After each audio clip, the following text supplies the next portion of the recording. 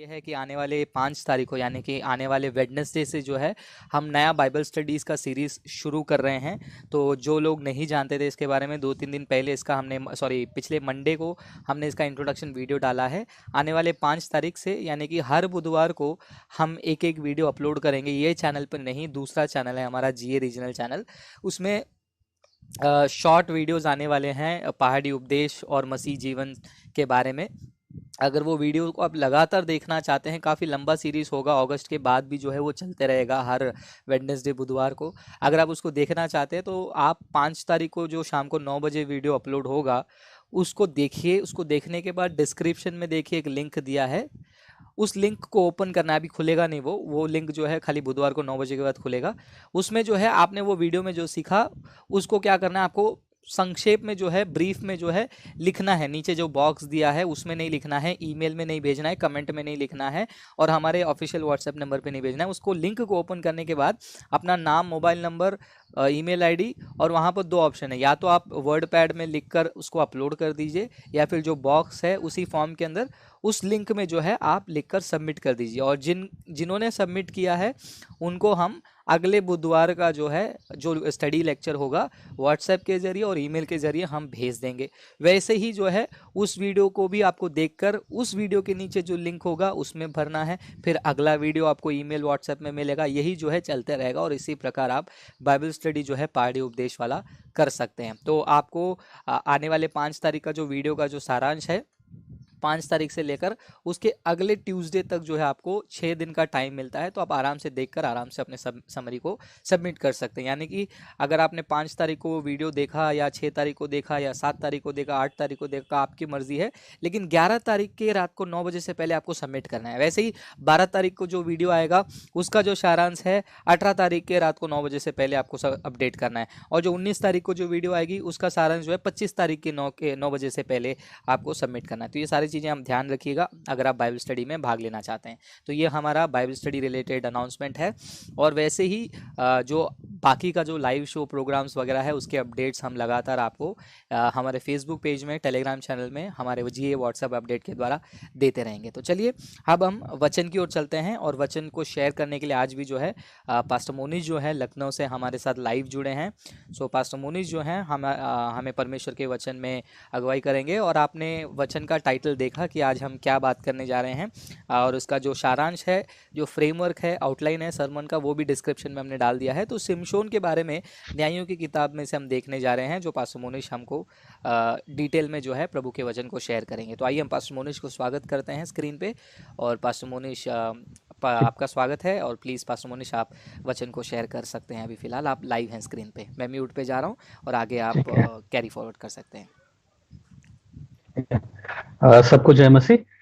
तो आइए हम लोग आज वचन में से निकाले न्यायों की पुस्तक, उसका 15 अध्याय और उसका 20 पद, जैसा कि डिस्क्रिप्शन लिंक में या फिर वीडियो के डिस्क्रिप्शन में दिया गया है। तो न्यायों की पुस्तक उसका 15 अध्याय और उसका 20 पद। और यहाँ पे एक छोटा सा ही वर्स है जहाँ पे लिखा है कि सिमशोन तो फिलिस्तियों के दिनों में 20 वर्ष तक इजराइल का न्याय करता रहा। एक ही वर्ष है, लेकिन इसको हम थोड़ा सा आज डिटेल में देखेंगे कि उसके जीवन में क्या बातें हुई। आज की संदेश में मैंने बहुत ज़्यादा डिस्क्रिप्शन नहीं दिया है। आप वीडियो का डिस्क्रिप्शन में आपको बहुत ज़्यादा कुछ डिटेल नहीं मिलेगा, जैसे कि पिछले कुछ वीडियोस में आपको मिल रहा था। वो इसलिए क्योंकि आज का जो ये है, ये बहुत एक कैरेक्टर स्टडी जैसा ही है थोड़ा सा है, और साथ साथ इससे जुड़ा हुआ कैसे सुसमाचार इसके साथ कैसे जुड़ा हुआ है उसको भी हम थोड़ा सा आज देखेंगे। इससे पहले कि हम इसमें जाएं, मैं आपके लिए 3 पदों को पढ़ना चाहूंगा, क्योंकि ये हमारा एक बेस या बुनियाद देगा। तो भले ही हमने केवल 15 का 20 पढ़ा, लेकिन जो चीज मैं कवर करने वाला हूँ वो 14 अध्याय से है। और सिमशोन के जीवन से अगर हम देखें तो ये 13 अध्याय से ही शुरू होता है। तो फिर इतना डिटेल में फिर 13 अध्याय, 14 और 15 अध्याय को हम लोग तो पढ़ेंगे नहीं, लेकिन मैं इसमें से 3 पदों को पढ़ रहा हूँ ताकि हमारे पास एक बैकग्राउंड हो और उसके आधार पे हम लोग आगे बढ़े। तो सबसे पहले मैं आपके बीच में 13 अध्याय यानी की पुस्तक 13 अध्याय का पहला पद और उसका 5वां पद पढ़ना चाहूंगा। इजरायलियों ने फिर यहोवा की दृष्टि में बुरा किया, इसलिए यहोवा ने उनको फिलिस्तियों के वश में 40 वर्ष के लिए रखा। 5वें पद के में हम लोग पढ़ते हैं, क्योंकि तू गर्भवती होगी और तेरे एक बेटा उत्पन्न होगा और उसके सिर पर छुरा न फिरे, क्योंकि वो जन्म ही से परमेश्वर का नाजीर रहेगा और इजरायलियों को फलिस्तियों के हाथों से छुड़ाने में वही हाथ लगाएगा। दूसरा जो पैसेज है मैं पढ़ना चाहूंगा वो है 14 अध्याय और उसका 4 पद। उसके माता पिता न जानते थे कि यह बात यहोवा की ओर से है कि वो फलिस्तियों के विरुद्ध दांव ढूंढता है। उस समय तो फिलिस्ती इज़राइल पर प्रभुता करते थे। और तीसरा जो पाठ है मैं पढ़ना चाहूंगा वो है न्यायों की पुस्तक, उसका 15 अध्याय और उसका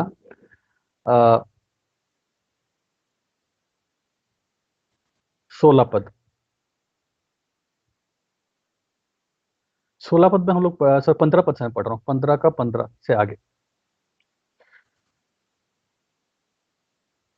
तब उसको गधे के जबड़े की एक नई नई हड्डी मिली और उसने हाथ बढ़ाकर उसे ले लिया और उसने 1000 पुरुषों को मार डाला।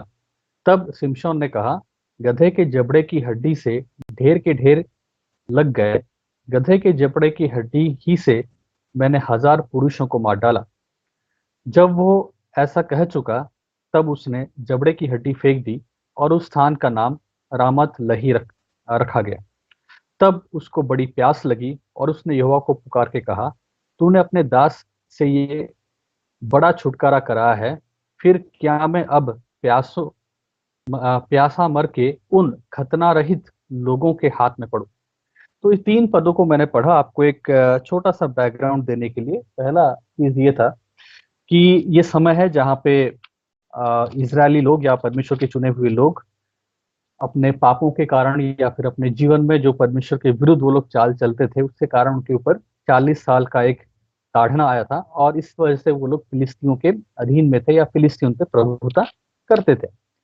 और यहाँ पे सिमशोन की पैदाइश के बारे में हम लोग पढ़ते हैं कि परमेश्वर कहता है कि यही वो है जो इजरायलियों को फिलिस्तीनियों के हाथ से छुड़ाने में मदद करेगा या छुड़ाएगा। ये 13 अध्याय में हमने पढ़ा था शुरुआत में।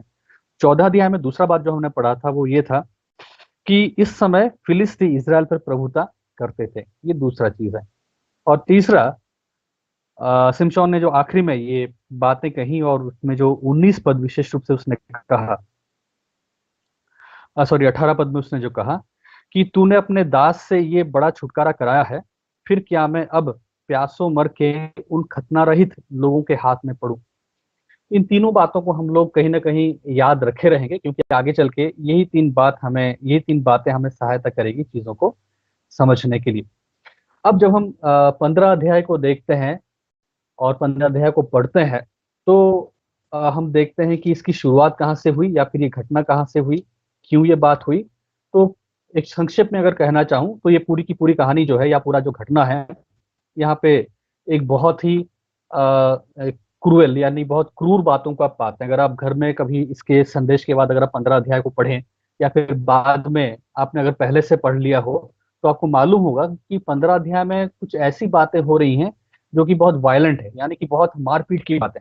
मतलब लोमड़ियों को वो जला दे रहा है, उनके पूंछ बांध के जला के उनको खेत में डाल दे रहा है, लोगों को घात कर रहा है, एक बार नहीं दो दो बार घात कर रहा है, गधे के जबड़े से 1000 लोगों को मार दे रहा है। तो जब हम पूरा इस 15 अध्याय को पढ़ते हैं तो यहाँ पे एक बहुत ही वायलेंट या बहुत मारपीट बहुत मारकाट की बात लगती है। अब क्या होता है कि अक्सर जब हम इसको देखते हैं दो तरह के विचारधारा हमारे मन में आ सकती हैं, यानी कि दो एक्सट्रीम। एक तो ऐसे लोग होंगे जो कहेंगे कि हमें इससे क्या मतलब, क्योंकि ये पुराने जमाने का था और वहां पे इस तरह की मारपीट हुआ करती थी, तो ये एक न्याय था, वो उसने लड़ा, उसने ऐसा सब किया, तो इस वजह से ये उस समय की बात है, इससे हमारा क्या लेना देना। तो उनके लिए कोई ज्यादा महत्व नहीं रखता और उसको एक तरह से नजरअंदाज कर देते हैं, नेग्लेक्ट कर देते हैं सिमशोन के इस जीवन में जो पूरी बातें हो रही थी यहाँ पे।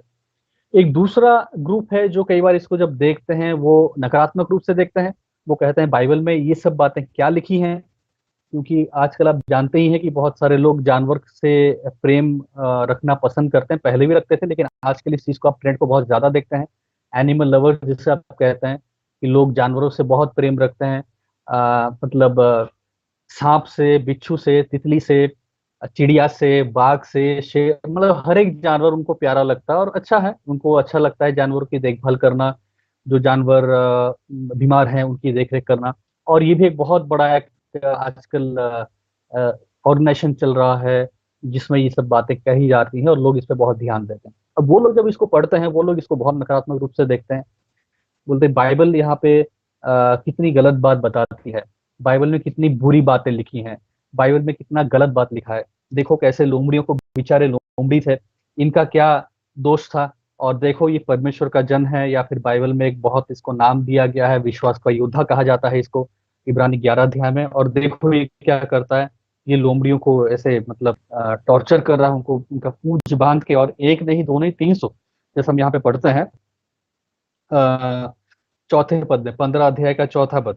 तब शिमशोन ने जाकर 300 लोमड़ियां पकड़ी और मशाल लेकर दो दो लोमड़ियों की पूंछ एक साथ बांधी और उनके बीच एक मशाल बांधी, और उनको आग लगाकर उससे लोमड़ियों को पलिस्तियों के खेत, खड़े खेतों में छोड़ दिया, और फूलों के ढेर वरन खड़े खेत और जैतून की बारियां भी जल गईं।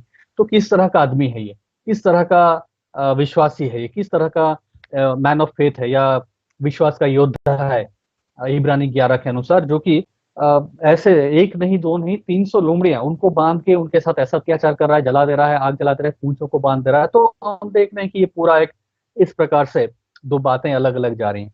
लेकिन आज मेरा संदेश यहाँ पे या फिर आपके बीच में शिमशोन के जीवन से इन बातों को रखने का उद्देश्य यही है कि हम समझें इसके पीछे परमेश्वर जो एक बड़ा कार्य कर रहा था। ये सब बातें तो हो रही थी ऊपरी सतह में, ये सब चीजें हो रही थी, ये मारपीट हो रहा था, जानवरों को बांधना, उनको आग लगा देना, पूंछ में मशाल लगा के छोड़ देना, आगे चल के लोगों को मारना, ये सब चीजें हो रही थी। लेकिन इसके पीछे परमेश्वर की जो बड़ी योजना थी, इसके मध्य परमेश्वर क्या काम कर रहा था, इसके मध्य परमेश्वर क्या चित्र दिखाना चाह रहा था लोगों को, ये मैं आज आपके बीच में शेयर करना चाह रहा हूँ। और इसीलिए मैंने स्टार्टिंग में आपको 3 पदों को पढ़ा, जहां पे हमने सबसे पहला एक बेस लिया कि अच्छा एक ऐसा समय था जहां पे लोग फिलिस्तियों के अधीन में थे, 40 साल तक वो लोग उनकी गुलामी कर रहे थे, और वहां पे परमेश्वर इस परिवार में एक बेटा देता है जिसका नाम शिमशोन होता है, और इसीलिए परमेश्वर उस परिवार में इस बेटे को देता है ताकि वो परमेश्वर के लिए खड़ा हो। दूसरा जो चीज हमने देखा था वो ये था कि ये लोग प्रभुता में थे, किसके प्रभुता के नीचे थे, ये लोग फिलिस्तियों के प्रभुता के अधीन में थे। और इसको हम लोग आगे भी देखेंगे क्यों ये एक बहुत इंपॉर्टेंट चीज है समझना, कि वो लोग फिलिस्ती के अधीन में थे। जैसा कि 14 अध्याय का चौथे पद का आखिरी हिस्सा में लिखा है कि उस समय तो फिलिस्ती इजराइल पर प्रभुता करते थे। और आखिर में जो मैंने पढ़ा था, जहाँ पे शिमशोन एक शब्द का इस्तेमाल कर रहा है, वो है खतना रहित, जो कि 15 अध्याय का 18 पद में हमने पढ़ा था। और उसके आखिरी हिस्से में जहाँ पे वो कहता है कि तूने अपने दास से ये बड़ा छुटकारा करा है, फिर क्या मैं अब प्यासों मर के उन खतना रहित लोगों के हाथ में पड़ूं। तो यहाँ पे जो ये शब्द है खतना रहित, तो ये भी मैं आपको क्लियर कर देना चाह रहा हूँ कि यहाँ पे जब ये खतना रहित शब्द किया या इस्तेमाल किया जा रहा है इस शब्द का, ये एक रेसिस्ट शब्द नहीं है। जैसा कि आप गुस्से में या फिर आप सुनते हैं लोगों को नॉर्थ इंडियन साउथ इंडियन के बीच में अंतर करना, या फिर कहना कि वो दक्षिण भारत का है, ये उत्तर भारत का है, उस चीजों को लेके कई बार लोगों में वाद विवाद होता है। कई बार रंग को लेके, वो काला है मैं गोरा हूँ, कई बार अलग अलग चीजों को लेके, जहाँ पे हम देखते हैं कि लोगों के साथ एक भेदभाव किया जाता है, एक व्यक्ति को बहुत नीचा गिराया जाता है, नीचा दिखाया जाता है, जातिवाद को लेके, समाज में तबके को लेके, गरीब और अमीर, रंग को लेके, जैसा मैंने कहा गोरा और काला, कई बार। और दूसरा जैसे मैंने आपको अभी कहा, कौन से प्रांत के आप हैं, साउथ इंडियन है, नॉर्थ इंडियन है, गुजरात से हैं, आप नॉर्थ ईस्ट के हैं, तो लोग बोलते हैं कि अरे देखो नेपाली लोग आ गए, चाइनीज से आ गए, तो जैसा हम लोग देख रहे थे, तो एक रेसिस्ट कमेंट। तो मैं आपको कहना चाह रहा हूँ यहाँ पे कि एक रेसिस्ट कमेंट नहीं था जब कहा जा रहा है कि खतना रहित। जब ये खतना रहित इस्तेमाल किया गया, ये शब्द का इस्तेमाल किया गया, और न केवल शमशून, लेकिन जब दाऊद भी करता है, और पुराने नियम में जब भी ये खतना रहित होना और खतना पाए हुए लोगों का होना, ये एक रेसिस्ट कमेंट नहीं है, ये एक भेदभाव वाला कमेंट नहीं है, या फिर किसी को नीचा दिखाने वाला कमेंट नहीं या शब्द नहीं है। हमें समझना है कि जब भी खतना रहित शब्द का इस्तेमाल किया गया है, ये हर वक्त एक अंतर को दिखाया गया है कि परमेश्वर का जन, परमेश्वर के जन, और वो लोग जो परमेश्वर के विरोधी हैं। एक वो लोग जो परमेश्वर, जीवित परमेश्वर के पीछे चलते हैं, एक वो लोग जो जीवित परमेश्वर के द्वारा चुने गए हैं, वो जाति जो जीवित परमेश्वर के द्वारा नियुक्त किया गया है, चुना गया है, और एक जाति है या एक लोग हैं या एक तबका है जो लोग जीवित परमेश्वर से घृणा करते हैं। तो ये उस संदर्भ में हर वक्त पुराने नियम में खतना रहित शब्द का इस्तेमाल किया जाता है। और यहाँ पे एक घृणा वाली शब्द नहीं है या फिर घृणा को दिखाता नहीं है, ये एक अंतर को दिखाता है कि परमेश्वर के पीछे चलने वाले लोग, यहोवा को मानने वाले लोग, जीवित परमेश्वर को मानने वाले लोग, ये एक कैटेगरी के लोग हैं जिनके लिए पुराने नियम में चिन्ह दिया गया था कि तुम लोग खतना, तुम अपने शरीर का खतना करोगे। और एक तरफ वो लोग थे जो लोग जीवित परमेश्वर को मानते नहीं थे, जो लोग जीवित परमेश्वर के विरुद्ध षड्यंत्र रचते थे, जो लोग जीवित परमेश्वर के विरुद्ध खड़े होते थे। तो ये डिफरेंस हमें समझना है, और ये नहीं कहना है या सोचना है कि समसन जो है बहुत बुरा बुरा शब्द कहता था और उसने ऐसे ऐसे ऐसे बोल दिया। तो हम देख रहे हैं कि शुरुआत में ही या फिर इस 15 अध्याय में, 13 अध्याय, 14 और 15 अध्याय में एक हमें बेस मिल रहा है दो अलग अलग भागों का। एक भाग है या एक गुट है, एक लोग हैं जो परमेश्वर के लोग हैं, एक गुट है या एक जाति है जो परमेश्वर के विरोधी हैं। और यही हमारा थीम है, जिस थीम को लेके हम लोग आगे चलेंगे, जहां पे हम लोग समझेंगे कि कैसे ये आगे बढ़ता है, इसके आधार पे परमेश्वर कैसे कार्य कर रहा है। और इन दो लोगों के बीच में या फिर इन दो समुदाय के लोगों के बीच में, इन दो ग्रुप के लोगों के बीच में एक लड़ाई है। एक अंतर तो है ही, लेकिन साथ साथ एक लड़ाई है। और इस लड़ाई को हम लोग देखते हैं कि न केवल तब था लेकिन आज भी है। आज बात इस पे नहीं है कि कौन खतना रहित है या कौन खतना हुआ व्यक्ति है, लेकिन आज लड़ाई है कि कौन मसीह के पीछे चलता है और कौन मसीह के पीछे नहीं चलता।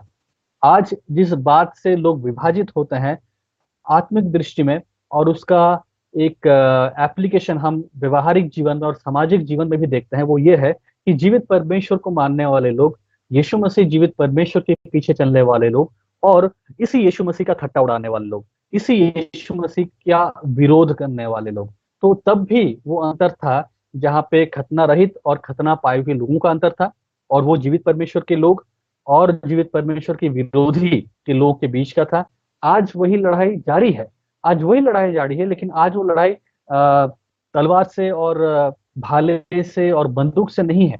आज वो विचारधारा की लड़ाई है, आज वो सच्चाई की लड़ाई है, आज वो पवित्रता की लड़ाई है, जहाँ पे हम या तो उस जीवित परमेश्वर के पीछे चलते हैं या तो उस जीवित परमेश्वर के विरोध में होके चलते हैं। अब आइए हम देखें कि कैसे ये बात आगे चलती है। तो जब हम आज देखेंगे इस 15 अध्याय को, और विशेष रूप से 15 का 20 का जो हम फाइनली निचोड़ में आए थे, मैं दो बातों को केवल आपके बीच में शेयर करना चाहूंगा जो कि आपके वीडियो के डिस्क्रिप्शन में लिखा है। वो पहला था कि जो इजराइल की जो प्रजा थी, इसराइली थी, उनकी क्या जरूरत थी और परमेश्वर ने उस जरूरत को पूरा कैसे किया। तो आइए हम देखें कि बात शुरू कहाँ से होती है। जो 15 अध्याय में लोमड़ियों को लोमड़ियों 300 लोमड़ियों के पूंछ को एक साथ बांध कर जलाने वाली या फिर उनको खेत में भेजने वाली बात थी, मशाल जला के, ये शुरू कहाँ से हुई। तो अगर हम ध्यान से पढ़ेंगे 14 अध्याय से, तो 14 अध्याय का 12 पद से, तो हम पाएंगे ये बात, जो घटना 14 अध्याय के 12 पद से शुरू हो रहा है। 14 अध्याय का 12 पद क्या घटना है? 14 अध्याय का 12 पद उस बात की घटना को दर्शाता है जहाँ पे सिमशोन जाता है विवाह में, अपनी विवाह में, या फिर अपने साथियों को लेके वहां पे चलता है, और वहां पे एक भोज होता है, और वो 7 दिन का भोज होता है, क्योंकि उस समय यही तरीका था कि 7 दिन तक वो लोग इसको मनाते थे। तो वहां पे वो भोज होता है, तो वहां पे सिमशोन होता है, उसके दोस्त होते हैं, और वहां पे वो उनके सामने एक पहेली रखता है। और वो पहेली क्या होती है? वो कहता है, खाने 14 पद, 14 अध्याय का 14 पद, वो अपने 30 फिलिस्ती साथियों को या फिर 30 फिलिस्तियों को कहता है कि तुम अगर इस पहेली का अर्थ बताओगे तो फिर मैं तुम्हें नए कपड़े दूंगा। और पहली क्या थी? कि खाने वाले में से खाना और बलवंत में से मीठा वस्तु निकला।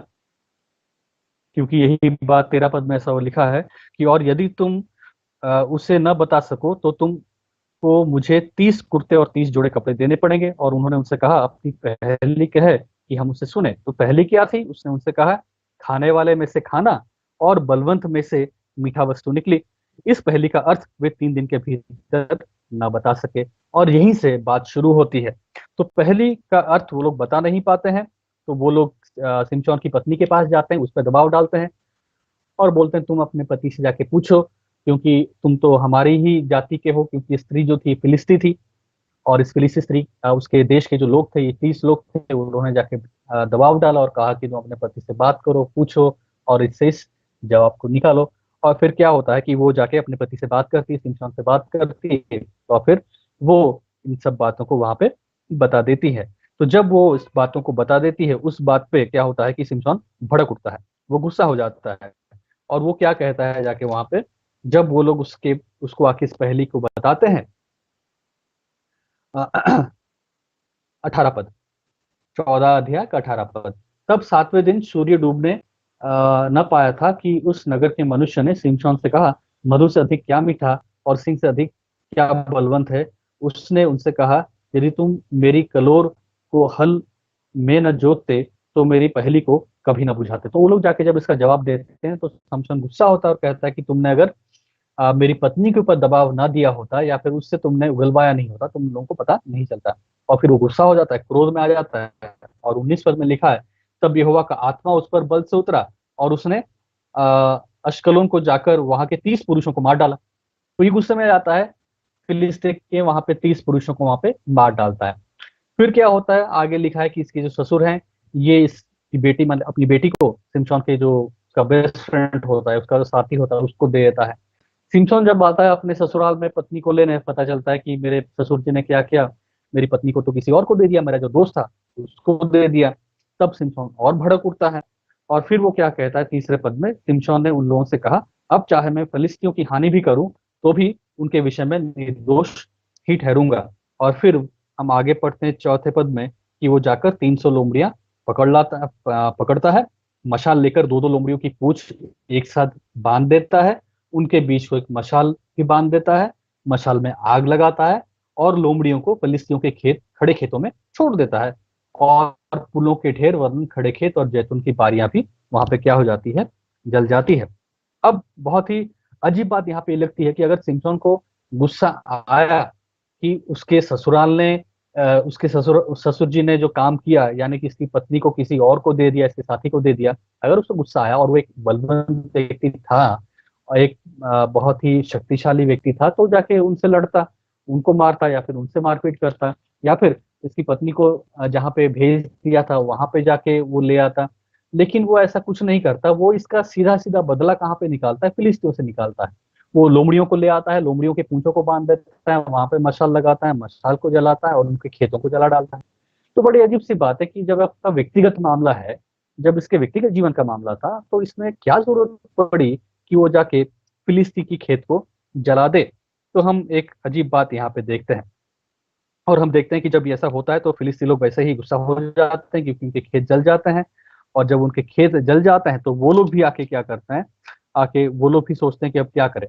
तो वो लोग आके क्या करते हैं, सिमशोन के ससुर को, उसकी पत्नी को जला डालते हैं, मार डालते हैं। अब सिमशोन आता है, उसको पता चलता है ये हुआ। तो हम देख रहे हैं यहाँ पे कैसे एक से एक बात जुड़ी हुई है। आ, तो व्यक्तिगत रिवेंज, यानी कि आपके व्यक्तिगत जीवन में कुछ होता है, उसका बदला लिया जा रहा है। कोई किसी को मार रहा है, कोई किसी को मार रहा है, इसके ससुर को वो लोग मार दे रहे हैं, पत्नी को मार डाल रहे हैं, ये जाके उनको मार डाल रहा है। ये सब बातें यहाँ पे हो रही हैं। तो ये सब बातें जब होती है, उसके बाद आखिर में क्या होता है,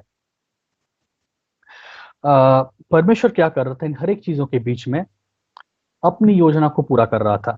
मैं ये क्यों कहता हूं, जैसा कि मैंने आपके लिए 14 अध्याय का 4था पद पढ़ा था, उसके माता पिता न जानते थे कि ये बात यहोवा की ओर से है और कि वो पलिश्तियों के विरुद्ध दांव ढूंढता है। तो शुरुआत जो हुई थी, जो पहेली की, और पहले की शुरुआत कहां से हुई थी, इस बात से कि उसको ये स्त्री पसंद आई।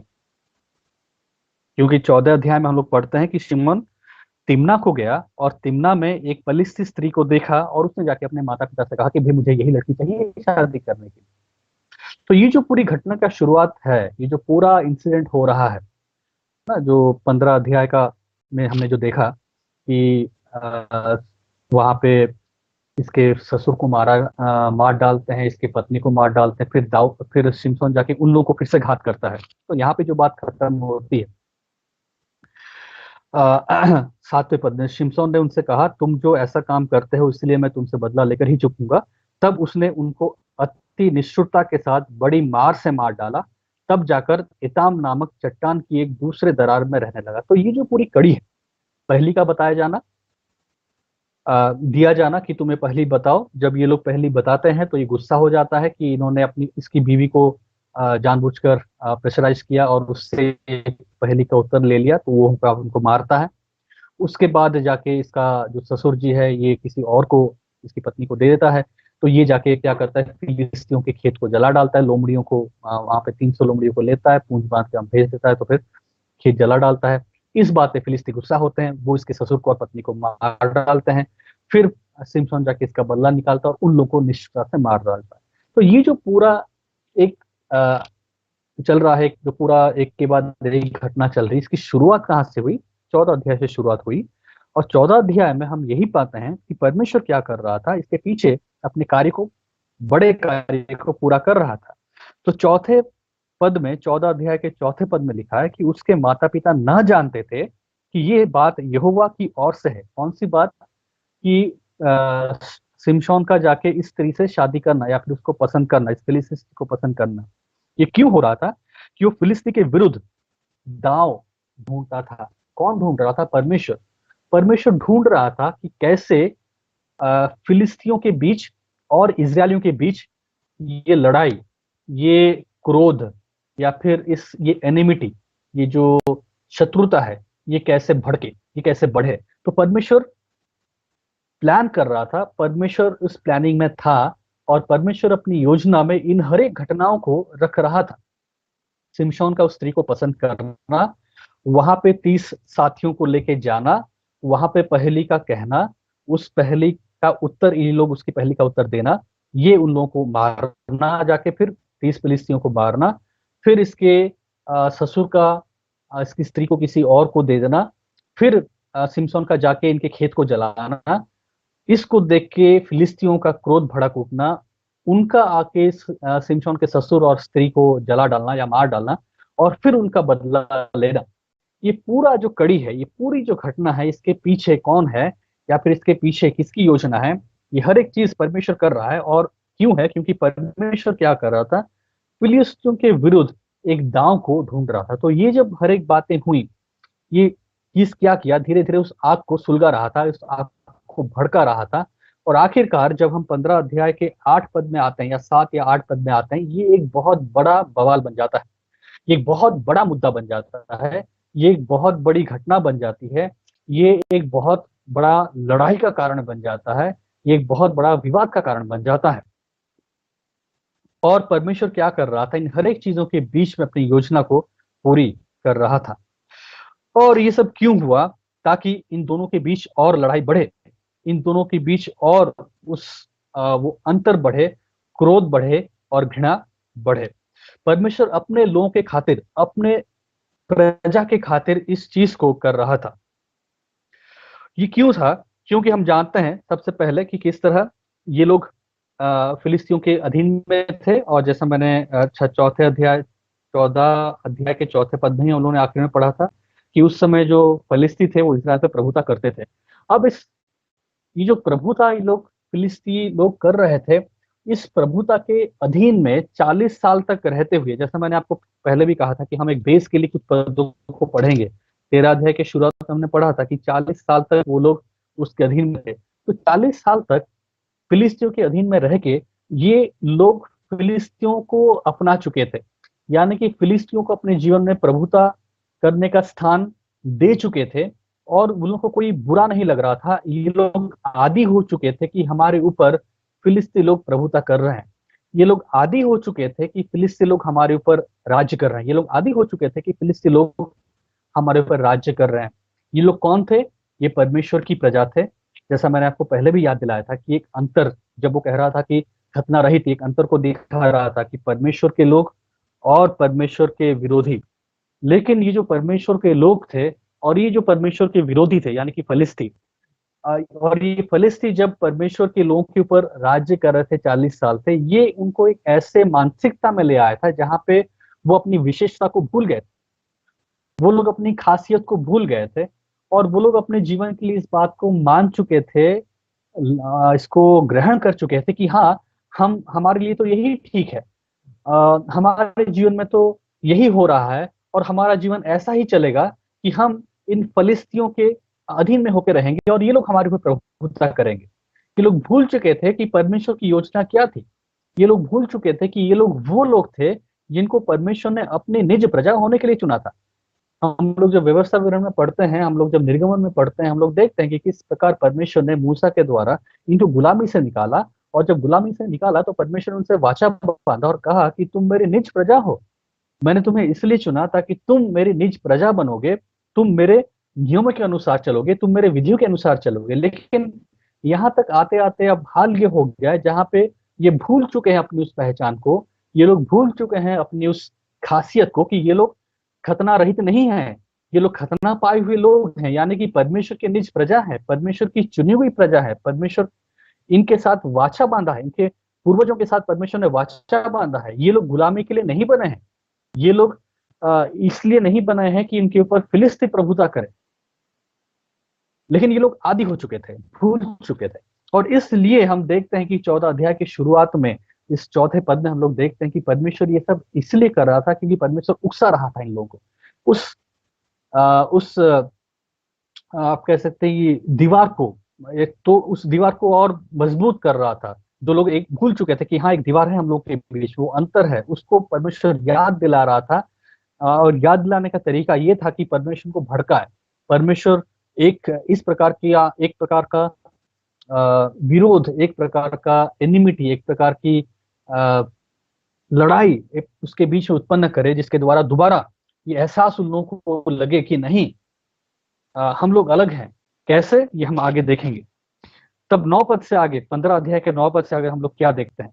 15 अध्याय के 9 पद से हम लोग देखते हैं कि जब वो वहां पे जाता है, 8 पद के आखिर में हम लोग लिखते हैं, पढ़ते हैं कि वो लोग एताम नामक चट्टान की एक दरार में जाके वो रहने लगा। तब 9 पद में हम लोग क्या पढ़ते हैं कि तब फिलिस्तियों ने चढ़ाई करके यहूदा देश में डेरे खड़े किए और लही में फैल गए। तब यहूदी मनुष्य ने उनसे पूछा, तुम हम पर क्यों चढ़ाई करते हो? उन्होंने उत्तर दिया, शिमशोन को बांधने के लिए चढ़ाई करते हैं कि जैसे उसने हमसे किया वैसे ही हम भी उससे करें। तो आप ध्यान दीजिए, यहाँ का इसका अर्थ यह है कि ये पूरा खबर, ये घटना फैल चुका था। लोग जान चुके थे कि क्या हुआ है, लोग जान चुके थे कि बहुत बड़ा एक बवाल हुआ है, बहुत बड़ी एक घटना हुई है, और शिमशोन ने फिलिस्तियों के बीच में और हमारे बीच में एक बहुत बड़ा अंतर कर दिया। हम जो इनके साथ गुलामी में 40 साल से रह रहे थे, हम आदी हो चुके थे इनकी गुलामी के, हम आदी हो चुके थे इनकी प्रभुत्व के, और जीवन वैसे चल रहा था। अब हम गुलाम हैं, वो लोग हमारे मालिक हैं, अब हम लोग नीचे हैं, वो लोग हमारे प्रभुता कर रहे हैं, जीवन वैसे चल रहा था। लेकिन अचानक से शिमशोन ने क्या किया, ये सब घटना के द्वारा एक बहुत बड़ा बवाल कर दिया, एक बहुत बड़ा घटना वहां पे हो गया। और अब लोग के बीच में ये सवाल होने लगा कि अब तो मुसीबत आ पड़ी, अब तो बहुत बड़ा संकट आ चुका, क्योंकि लड़ाई का माहौल हो चुका है, अब मारपीट का माहौल हो चुका है, अब ये माहौल आसान नहीं रहा, अब ये परिस्थिति अच्छी नहीं रही, अब ये परिस्थिति बिगड़ रही है। अब फिलिस्ती हमारे विरोधी हो चुके हैं, अब वो हमारे साथ खड़े नहीं होंगे, क्योंकि अब सिम्पसन ने कुछ ऐसा काम कर दिया जो कि बहुत गलत था। और वो लोग आके क्या कहने लगे कि उसने हमारे साथ जैसा कि उसके साथ हम ऐसा करेंगे। तब 3,000 यहूदी पुरुष एताम नामक चट्टान की दरार में जाकर सिमशोन से कहने लगे, क्या तू नहीं जानता कि फलिस्ती हम पर प्रभुता करते हैं? फिर तूने हमसे ऐसा क्यों किया? क्या तू नहीं जानता था कि हम लोग तो गुलाम है? क्या तू नहीं जानता है कि हम लोग तो इसके आदी हैं? क्या तू नहीं जानता कि हम लोग को तो ऐसे ही रहना है? क्या तू नहीं जानता है कि हम गुलाम हैं, वो लोग मालिक हैं? क्या तू भूल गया कि हम लोग तो उसके उनकी सेवा करने के लिए हैं, वो हमारे ऊपर प्रभुता करते हैं? क्या तू भूल गया ये बात? कितने अच्छे से हम लोग रह रहे थे, वो मालिक, हम लोग नौकर, वो प्रभुता कर रहे हैं, हम लोग चुपचाप सह रहे हैं, वो हमारे प्रभु हैं, वो हमारे स्वामी हैं, वो हमारे प्रभुता कर रहे हैं, और हम वैसे रह रहे थे, सब कुछ ठीक था। तूने क्या कर दिया? तूने क्यों सब चीजों को बिगाड़ दिया? तूने क्यों अपनी इस व्यक्तिगत लड़ाई में हम सबको घसीट लिया? तेरा मामला था, तेरी पत्नी, तेरा ससुर, तेरे दोस्त, तो उस मामले को निपटाता ना अपने ओर से, अपने तरीके से। तूने ये क्या कर दिया? तूने क्यों जाके 30 फिलिस्तीयों का वहां पे घात कर दिया? 300 लोमड़ी के पूंछ को बांध के, एक दूसरे के साथ बांध के, दो दो लोमड़ियों को ऐसे बांध के मशाल जला के उनके खेतों को जला दिया। और फिर जब उसका वाजिब कारण यही था कि तुमने उनका जब खेत जला दिया, वो आके तेरे ससुर को मार डाले और तेरी पत्नी को मार डाले, तो फिर तो चुप ही बैठना था, तो फिर से तूने उन्हें मार डाला। तूने क्या किया? ये संबंध जो फिलिस्तीयों के साथ हमारा बन चुका था, एक गुलाम का और एक स्वामी का, और हम खुश थे, इस बात को भूल चुके थे कि यहोवा हमारा स्वामी है। हम तो इसको ग्रहण कर चुके थे कि फिलिस्ती अब हमारा स्वामी है। तूने क्या कर दिया सिमशोन? तूने क्या कर दिया? क्या तू नहीं जानता कि फिलिस्ती हम पर प्रभुता करते हैं? फिर तूने हमसे ऐसा क्यों किया है? उसने उनसे उत्तर दिया, जैसा उन्होंने मुझसे किया था वैसा ही मैंने भी उनसे किया है। उन्होंने उससे कहा, हम तुझे बांध कर फिलिस्तियों के हाथ में कर देने के लिए आए हैं। शिमशोन ने उससे कहा, मुझसे ये शपथ खाओ कि तुम मुझ पर प्रहार न करोगे। अब ये लोग, जिनके पास आज एक आशा आई थी शिमशोन के रूप में, शिमशोन उनको याद दिला रहा था, शिमशोन के जीवन में परमेश्वर जो घटना कर रहा था, 14 अध्याय का 12 पद से लेके 15 अध्याय का 8 पद या 7 पद, हाँ 8 पद, एक आशा इसके द्वारा लोगों के सामने आ रही थी कि एक छुटकारा देने वाला उनके बीच में आ गया है। एक आशा थी, एक झलक थी कि देखो, हम 40 साल से गुलामी में हैं, 40 साल से हमारे ऊपर फिलिस्ती प्रभुता कर रहे हैं, लेकिन ये तो परमेश्वर की योजना नहीं थी। परमेश्वर की योजना तो हमारे लिए ये थी कि हम उसकी चुने हुए लोग हैं, हमें उसके साथ वाचा में रह के चलना है। परमेश्वर की योजना तो ये है कि हम उसके अधीन में होके हम परमेश्वर के नियम के अनुसार चलें। लेकिन हमारे पापों के कारण 40 साल से हम बदवाई में थे। लेकिन देखो, एक एक व्यक्ति हमारे बीच में आया है, एक व्यक्ति को परमेश्वर ने हमारे बीच में भेजा है, वो हमारा ही आदमी है, वो यहूदी है, हमारा आदमी है, हमारे ही देश के का व्यक्ति है, वो हमारा ही एक भाई है जिसको परमेश्वर ने खड़ा किया है। और वो आज परमेश्वर के लिए कुछ कर रहा है, वो उस लड़ाई को लड़ रहा है, वो फिलिस्तियों को हरा रहा है, वो फिलिस्तियों को हरा रहा है। ये लोग जो खतना रहित हैं, ये लोग जो परमेश्वर के लोग नहीं हैं, ये लोग जो परमेश्वर से घृणा करते हैं और हमारे में प्रभुता कर रहे हैं, इनको हराने के लिए, इनको मिटाने के लिए एक व्यक्ति को परमेश्वर ने खड़ा किया है और वो कर रहा है। परमेश्वर उसके साथ है, वो लड़ाई को जीत रहा है, वो फिलिस्तियों का वार उसके ऊपर वार करके उनको हरा रहा है। आओ हम इसके पीछे चले, आओ हम उसको अपनाएं, आओ हम उसके साथ खड़े हो, ताकि हम इस खतना रहित लोगों को हराएं, परमेश्वर के विरुद्ध लोगों को हम हराएं, परमेश्वर के विरोधी लोगों को हराएं, जो कि आज हमारे ऊपर प्रभुता कर रहे हैं, उसको हम हराएं। हमारे पास आज एक मौका है। ये लोग इसको पहचान नहीं पाए। उल्टा वो लोग कहने लगे कि हम तुझे बांध कर फिलिस्तियों के हाथ में कर देने के लिए आए हैं। अब देख रहे हैं कि क्या हो रहा है। परमेश्वर जब उनके बीच में कार्य को कर रहा था, परमेश्वर जब उनके बीच में एक छुटकारा देने वाले को ला रहा था, परमेश्वर जब उनके बीच में सिमसोन के जीवन के द्वारा उस लड़ाई को, उस भेद, उस एनिमिटी को, या फिर उस शत्रुता को फिलिस्तियों और यहूदियों के बीच में बढ़ा रहा था, इजरायलियों के बीच में बढ़ा रहा था, उसके द्वारा परमेश्वर एक संकेत दे रहा था कि तुम्हारे बीच में छुटकारा देने वाला आ चुका है, तुम्हें उसके साथ चलना है, उसका साथ देना है, उसके साथ खड़े होना है। लेकिन ये लोग उस गुलामी के इतने आदी हो चुके थे, वो लोग अपनी पहचान को इस कदर भूल चुके थे, वो लोग फिलिस्तियों के अधीन में रह के उस जीवन शैली में इतने ढल चुके थे कि जब छुटकारा देने वाला उनके बीच में है, वो उसको पकड़ के कह रहे हैं कि हम तेरा साथ नहीं देने वाले हैं। उल्टा उसे झिड़क रहे हैं, डांट रहे हैं, तू ये क्या कर रहा है, और कह रहे कि हम तुझे बांध कर फिलिस्तियों के हाथ दे देंगे। तूने शांति भंग किया है, तूने हमारे और फिलिस्तियों के बीच जो संबंध बन चुका था, एक गुलाम का और एक स्वामी का, उसको तू तोड़ रहा है। चुके हैं खतना रहित लोगों के अधीन में रह के गुलाम बनने का, तू हमारी आदत को बदलना चाह रहा है? नहीं, हम नहीं बदलेंगे, हम तेरा साथ नहीं देंगे, उल्टा हम तुझे पकड़ के यहूदियों के हाथ दे देंगे, फिलिस्तियों के हाथ दे देंगे।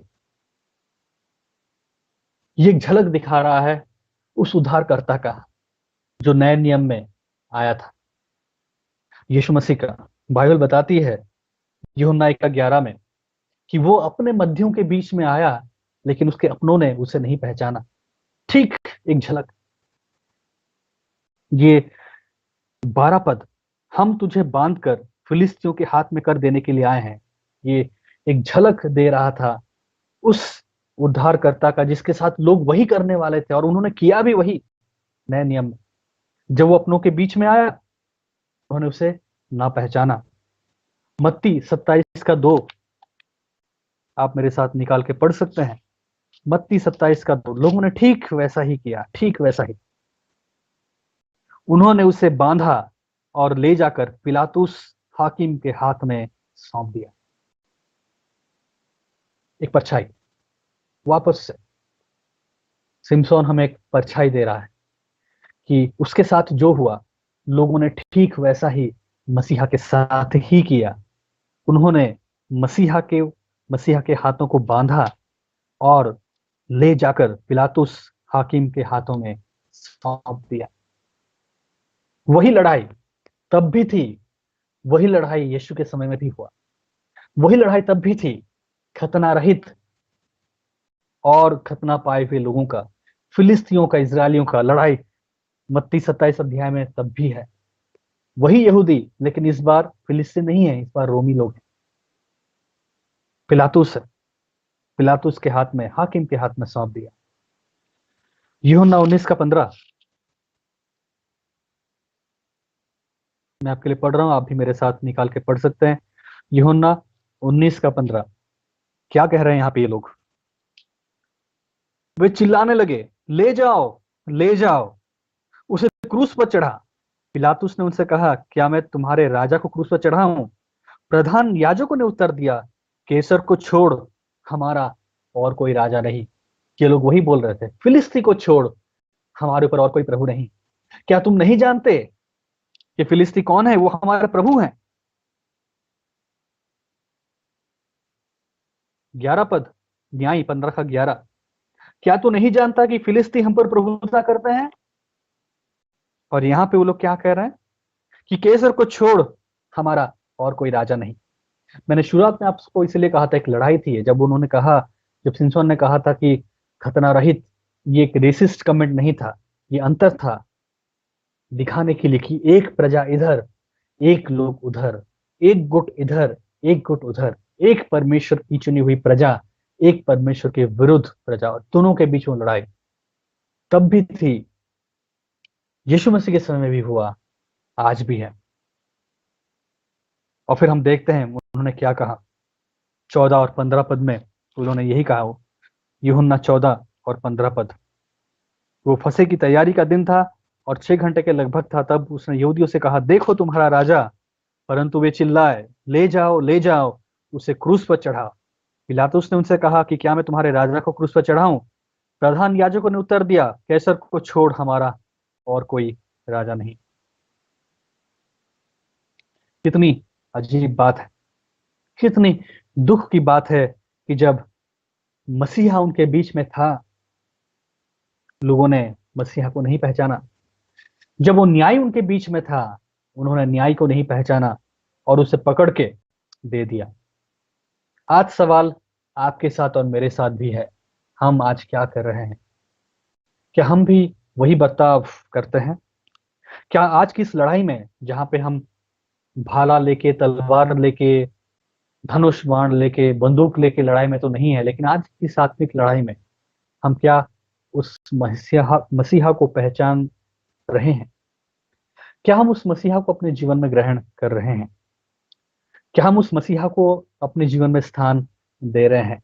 या फिर हमारा भी वही कहना है कि ले जा, हमें नहीं चाहिए, ये मसीहा हमारे कोई काम का नहीं, ये मसीहा हमें नहीं चाहिए, हम खुश हैं उस गुलामी से, हम खुश हैं अपने जीवन से, हम खुश हैं जिस रीति से हम जी रहे हैं, अपने ऐशो आराम में, हमारे पैसों के बीच में, हमारे जीवन में जो आशीषें हैं ढेर सारी, उसके बीच हम खुश हैं, हमें मसीहा नहीं चाहिए, ले जाओ, इसे ले जाओ, इसे ले जाओ, हमें नहीं चाहिए, हम उसे देखना नहीं चाहते, हम उसे पाना नहीं चाहते, उसके पीछे चलना नहीं चाहते। हमारा प्रभु जो है, हम उसके साथ खुश हैं। किसी का प्रभु पैसा, किसी का प्रभु उन्नति, किसी का प्रभु नौकरी, किसी का प्रभु कुछ, सबके अपने अपने प्रभु हैं और सब अपने अपने प्रभु से खुश हैं। और ये मसीहा आके जब बीच में खड़ा हो रहा है, ये उद्धारकर्ता जब आके बीच में खड़ा हो रहा है, ये न्यायी छुटकारा देने वाला जब बीच में आके खड़ा हो रहा है, हम कह रहे हैं कि ले जाओ इसे, ले जाओ, ले जाओ। लेकिन प्रभु का धन्यवाद हो कि परमेश्वर ने अपने लोगों को नहीं त्यागा। भले ही इन लोगों ने उस न्याय को त्याग दिया, भले ही इन लोगों ने सिमसोन को पकड़ा और कहा, बांधा और उसको त्याग दिया, एक तरह से त्याग दिया, बोला कि हम तेरे साथ खड़े नहीं होंगे, हम तुझे बांध कर फिलिस्तियों के हाथ दे देंगे। लेकिन परमेश्वर ने लोगों को नहीं त्यागा। और वहां पे हम अपना दूसरा पॉइंट में आते हैं कि परमेश्वर कैसे उपाय करता है। और परमेश्वर सिमसोन के साथ भी अपने कार्य को पूरा नहीं किया था। भले ही हम जानते हैं कि सिमसोन अपने जीवन में कुछ गलत कामों को किया, अपने और सही रूप से नहीं चल पा रहा था, कहीं ना कहीं कुछ गलतियां कर रहा था, लेकिन फिर भी परमेश्वर सिमसोन के जीवन को इस्तेमाल कर रहा था। और हम पढ़ते हैं आगे चल के कि जब सिमसोन को लोग बांध के लेके जाते हैं, वो कहते हैं, उन्होंने उससे कहा, ऐसा ना हो हम तुझे बांध कर उनके हाथ में कर दें, परंतु तुझे किसी रीति मार न डालेंगे। तब वे उसको दो नई रस्सियों से बांधकर उसे चट्टान में से ले गए। और वो लही तक आ गया तो फिलिस्ती उसको देखकर ललकारने लगे। तब यहोवा की आत्मा उस पर बल से उतरा और उसकी बाहों की रस्सियां आग में जले हुए सन या मोम के समान हो गई और उसके हाथों के बंधन मानो गलकर टूट गए। और फिर उसने गधे के जबड़े को तब उसको गधे के जबड़े की एक नई हड्डी मिली और उसने हाथ बढ़ाकर उसे ले लिया और उसने 1000 पुरुषों को मार डाला। और फिर वो क्या करता है, वहां पे पुरुषों को मार डालता है। और जब पुरुषों को मारता है वो क्या करता है, और उसके बाद वो क्या कहता है, तब शिमशोन ने कहा, ध्यान से सुनिएगा, गधे के जबड़े की हड्डी से ढेर ढेर लग गए, गधे के जबड़े की हड्डी से मैंने 1000 पुरुषों को मार डाला। गधे के हड्डी, गधे के जबड़े के हड्डी से किसने मार डाला? मैंने। हम देख रहे हैं यहाँ पे क्या हो रहा है। वो किस पे घमंड कर रहा है? वो अपने आप में घमंड करता है।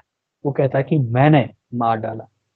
जब उस घमंड अपने आप पर बन जाता है, जब वो इस पूरे चीजों का श्रेय या फिर इस पूरे चीजों का क्रेडिट अपने ऊपर ले लेता है, इसका जब पूरा क्रेडिट है वो अपने आप को देने लगता है और घमंड से भर के कहता है कि मैंने 1000 पुरुषों को मार डाला, तब क्या होता है? परमेश्वर उसे हलीम करता है। 18 पद में लिखा है, एक बड़ी प्यास उसके अंदर आती है। तब उसको एक बड़ी प्यास लगी और उसने यहोवा को पुकार के कहा। अब पुकारने लगा। अब तक वो क्या कह रहा था? घमंड कर रहा था, चिल्ला रहा था और कह रहा था कि मैंने मारा, मैंने मारा। अब यहोवा को पुकारता है और कहता है कि तूने अपने दास से यह बड़ा छुटकारा कराया है, मैंने नहीं किया, मैं तेरा दास हूं और तूने मेरे द्वारा इस चीज को कराया है। फिर क्या मैं अब प्यासों मर के इन खतना रहित लोगों के हाथ में पड़ूं? और हम देखते हैं यहाँ पे वो अपनी हलीमता को ग्रहण करता है, समझता है कि वो कुछ नहीं है, अंगीकार करता है कि वो परमेश्वर के हाथों की कठपुतली है और परमेश्वर के द्वारा ही वो इस विजय को प्राप्त कर पाया। और जब ऐसा होता है तब हम देखते हैं कि उस जगह का नाम रखता है, और तब परमेश्वर ने लही में ओखली सा गड्ढा कर दिया और उसमें से पानी निकलने लगा। तब शिमशोन ने पिया, तब उसके जी में जी आया और वो फिर ताजा दम हो गया और उसमें ताजा दम आ गया। इस कारण उस सोते का नाम एन्हकोर रखा गया। वो आज के दिन तक लही में ही है। और फिर 20 पद, शिमशोन तो फिलिस्तियों के दिन में 20 वर्ष तक उसका न्याय करता रहा या फिर न्याय करता रहा। अब वो समय आया जब लोगों ने सिमसोन को ग्रहण किया। वो समय था जब लोगों ने ग्रहण नहीं किया था, लेकिन अब लोगों ने सिमशोन को ग्रहण किया। अब हमें आगे नहीं मालूम कि वो पूरी डिटेल में हमें नहीं मालूम कि कैसे कैसे उसने क्या क्या किया, हमें कोई डिटेल नहीं मालूम, लेकिन इतना जरूर है कि परमेश्वर ने अब उसे इस्राएलियों के ऊपर एक न्याय करने के लिए या न्याय के रूप में स्थापित किया। और 16 अध्याय जो हम देखते हैं, 16 अध्याय में हम सिमसोन के जीवन के बाकी के हिस्से को देखते हैं, लेकिन एक दुखद बात को भी देखते हैं और एक सच्चाई को देखते हैं। भले ही वो वहां पे एक न्याय के रूप में स्थापित हुआ, भले ही अब लोगों ने उसे ग्रहण कर दिया कि वो एक न्याय है, लेकिन फिर भी उसके जीवन में हम कुछ पाप को देखते हैं। ये इसलिए ताकि अब लोग ये न समझे कि ये सिद्ध न्याय है। ये फिर से एक परछाई है, ये फिर से इशारा करता है कि सिद्ध न्याय नहीं आया था। सिमसोन केवल एक परछाई था, वो एक एग्जाम्पल था, एक उदाहरण था जिसके द्वारा परमेश्वर दिखाना चाह रहा था कि कैसे परमेश्वर अपने कार्य को करता है, लेकिन वो एक सिद्ध उदाहरण नहीं था। ये दिखाता है 16 अध्याय, अब जब 15 में हमने पढ़ा आपके 20 में कि वो न्याय बन गया, और 16 अध्याय में जब हम उसके दलीला के बारे में पढ़ते हैं और फिर किस तरह उसकी मृत्यु होती है उसको पढ़ते हैं, ये इशारा करती है कि सिमसोन एक सिद्ध न्याय नहीं था। वो इशारा कर रहा था कि एक सिद्ध न्याय आएगा, लेकिन जो सिद्ध न्याय आएगा, जो जज आएगा, वो सिमसोन की तरह नहीं होगा। वो सिमसोन की तरह लोगों को मार के, 1000 लोगों को मार के, 30 लोगों को मार के, इधर 30 फिर 1000 लोगों को मार के, शारीरिक बल को दिखा के लोगों को अपने बल के द्वारा, अपनी ताकत के द्वारा हरा के साबित नहीं करने वाला है कि वो न्याय है। जो सिद्ध न्याय आएगा वो अपने प्राण को देके, अपने जीवन को बलिदान के रूप में देके, अपने जीवन को आपके लिए और मेरे लिए एक फिरौती के रूप में देके स्थापित करेगा कि वो सिद्ध न्याय है। सिद्ध न्याय इस बात पे नहीं टिका है, या फिर इस बात पे सिद्ध न्याय नहीं है कि वो कितने लोगों को घात किया, कितने लोगों को मार डाला, कितने लोगों को उसने अपने बल से अपने मुट्ठी में कर लिया। लेकिन सिद्ध न्याय इस बात पे अपने आप को साबित करेगा कि वो एक सिद्ध न्याय है कि वो अपने प्राण को देता है। वो प्राण लेता नहीं है, वो प्राण देता है, अपने प्राण को फिरौती के रूप में देता है, अपने प्राण को सदाकाल के लिए, आपके लिए, मेरे लिए एक छुटकारे के रूप,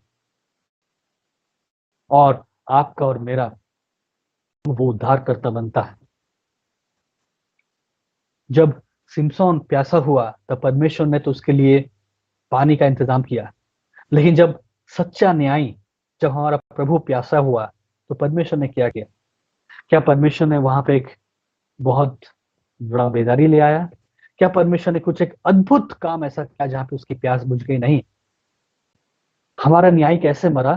प्यासा हो, ये कह के कि मैं प्यासा हूं, प्यासा होके उस हर एक दुख को अपने शरीर में सह के, हर एक पीड़ा को अपने शरीर में सह के, संपूर्णता में सह के वो मरा, और आखिर में उसने कहा कि अब ये खत्म हुआ, पाप के ऊपर जय खत्म हुआ। तो हमारा न्याय हर एक बातों को सह के अपने प्राण को दिया, इसलिए वो कमजोर नहीं है। प्यासा था तो पानी मिल गया, भूखा था तो खाना मिल गया, ऐसा नहीं। उसने सहा, सहा और सहा, हर एक बात जो आपके लिए और मेरे लिए जरूरी थी उसको सहा, और उसको सह के, पाप के पूरे दंड को अपने ऊपर उठा के, पाप के संपूर्ण बोझ को अपने ऊपर लेके वो अपने प्राण को त्यागा और कहा कि अब खत्म हुआ। तो सवाल मेरे प्रिय भाइयों बहनों आपके ऊपर है कि आज आप उस मसीहा को, उस न्याय को अपने जीवन के ऊपर प्रभुता करने के लिए चाहते हैं कि वो करे? क्या आप चाहते हैं कि वो आपके जीवन के ऊपर आज प्रभु बने? क्या आप चाहते हैं कि वो आपका न्याय बने जो आपको छुटकारा दे? आप चाहते हैं कि वो आपके आगे आगे चले? क्या आप उसके पीछे चलना चाहते हैं? मेरे आज आपके सामने सवाल यही है। तो समसोन का जीवन हमें इशारा करता है यीशु मसीह की ओर। समसोन का जीवन हमें परछाई देता है मसीह की, जो एक सच्चा न्याय था, जो एक सच्चा उद्धार करता था और जिसने वास्तव में छुटकारा दिया। वहां पे जो न्याय थे, जो न्याय की पुस्तक में, वो लोग तो एक राजा से छुटकारा दे रहे थे, लेकिन हमारा सच्चा न्याय आपको और मुझे पाप के बंधन से छुटकारा देता है और हमें एक अवसर देता है कि हम उस पर यकीन करें, उस पर भरोसा लाएं, उसके ऊपर अपने विश्वास को रखें और उसके द्वारा हम परमेश्वर के राज्य में प्रवेश करें। तो प्रभु आज आप सबको आशीष दें, आपकी सहायता करें कि आप अपने जीवन में एक सही और सटीक निर्णय को ले पाए। आइए हम लोग प्रार्थना करें। प्रभु हम धन्यवाद देते हैं कि आप हमारे सच्चे न्यायी हैं, आप हमारे सच्चे उद्धार करता है। और प्रभु जी, पुराना नियम हर वक्त आपकी ओर इशारा करता है, आपके उस कार्य को इशारा करता है। प्रभु कई बार शमशोन के जीवन को देख के हमें केवल एक अ, हमें लगता है कि कोई एक ताकतवर व्यक्ति था जिसने बहुत सारे लोगों को मार डाला और हम केवल उसी में सीमित होकर रह जाते हैं। लेकिन प्रभु ये सुंदरता शमशोन के जीवन से, इस पूरे न्याय की पुस्तक का 14 अध्याय, 15 और 16 अध्याय, ये सुंदरता है कि कैसे उसका जीवन इशारा करता था उस न्याय की ओर जो आने वाला था, उस न्याय की ओर जो एक सच्चा और सिद्ध न्याय था। प्रभु आपने अपने जीवन के द्वारा ये साबित किया, ये स्थापित किया कि आप ही वो सच्चे न्याय हैं। सहायता करें कि हम आपके पीछे चल पाएं, सहायता करें उन लोगों को अपने जीवन में कि वो लोग अपने जीवन में एक सही निर्णय को ले पाएं और आपको अपने जीवन में उद्धारकर्ता के रूप में, प्रभु के रूप में और उनका सच्चा न्यायी के रूप में ग्रहण करके जाने वाले हो सके। धन्यवाद देते हैं और इस प्रार्थना को मसीह यीशु के नाम में, आमीन।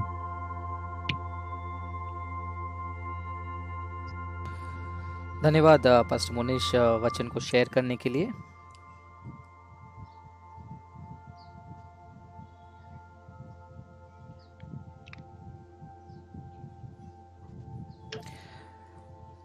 तो चलिए हम इसी के साथ हमारे इस प्रार्थना के एंड में आते हैं। तो मैं आप सभी को धन्यवाद करना चाहूँगा कि आप लाइव जुड़े थे और इस वक्त प्रार्थना में आप वचनों को सुने, और मैं विश्वास करता हूँ ये वचन आपके जीवन में बदलावट लेकर आएगी।